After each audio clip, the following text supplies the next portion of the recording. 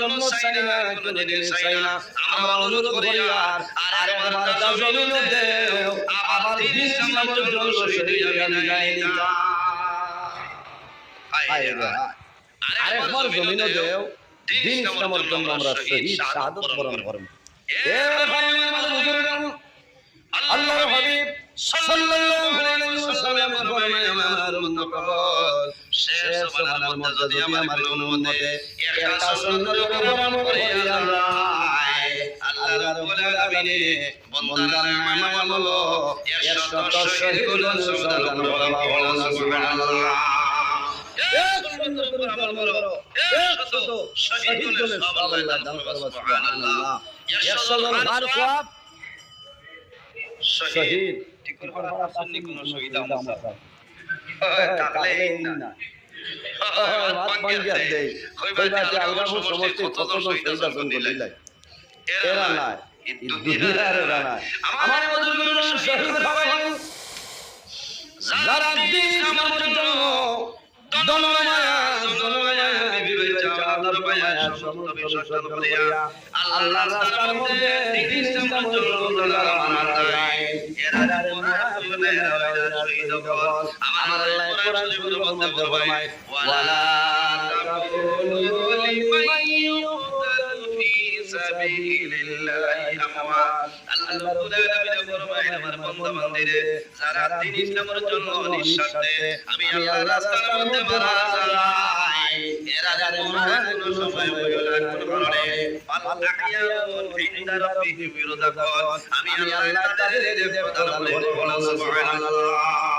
আমার বুজুর্গরা মানুষ মারা যাইব, মানুষ আল্লাহর মধ্যে দুনিয়ার জমিন মানুষ জমিনের মধ্যে সুস্থ হইতে পারে, পানি দিয়া বন্ধ জমিন সুস্থ হয়, খাবার মধ্যে আপনি করিয়া দারুল মধ্যে বন্ধ করতে পারবে। কিন্তু যারা জমিন দিন ইসলামের জন্য শাহাদাত করে দাদা করে এরা জমিনের শাহাদাত বরণ করে দুনিয়ার কোনো পানি দিয়া সুস্থ দেওয়া লাগে না। কোন কারণে যেভাবে আসেন এইভাবে আপনারা নামাজ পড়িয়া এনার কবরের মধ্যে দাফন করিয়া কারণে এই সহায়কে নামাজ শরীয়তের রক্ত পাইব।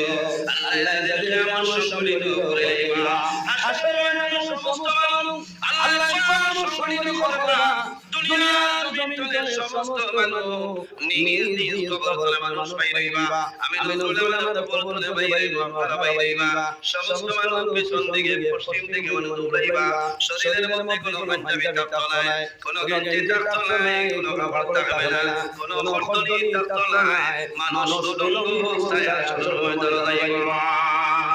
সমস্ত দুনিয়া কুয়াশার মতো চতুর্দিকে চিৎকার আর চিৎকার, কান্দনের আওয়াজ আর কান্দনের আওয়াজ। আল্লাহ যেদিন মানুষ শহীদ করবা সমস্ত মানুষ নিজ নিজ কবর তলে উঠিব, মানুষ শরীরের মধ্যে কোনো ধরনের কোনো কাপড় থাকবে না।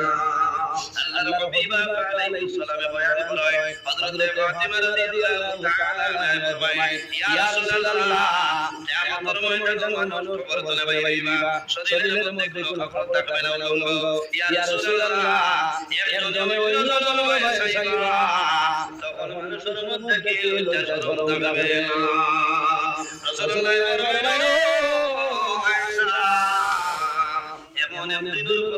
তোমাদের সামনে বইয়া যেদিন মানুষে ওই নজরের সাবাতুর কথা বন্দাই নিজে নিজে শরীর বাইসাইবে দুনিয়ার বিলো মাওলার মায়া আওলার বাবা লগে জবিল মায়া শুনেন সন্তান বেমার করে মার জমিন রাতে ঘুমায় না, বাবার জমিন ঘুমায় না।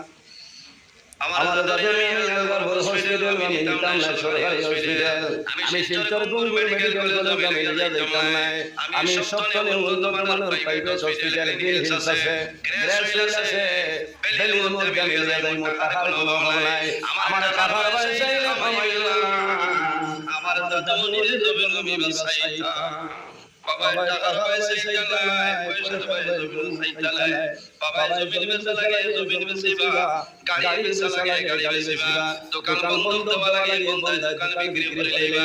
ডাক্তার কাছে গিয়া ও ডাক্তার যত টাকার প্রয়োজন লইয়া যাও, আমার জাকের কিন্তু জমিন বাঁচাইতে লাগবে। ঠিক নাই?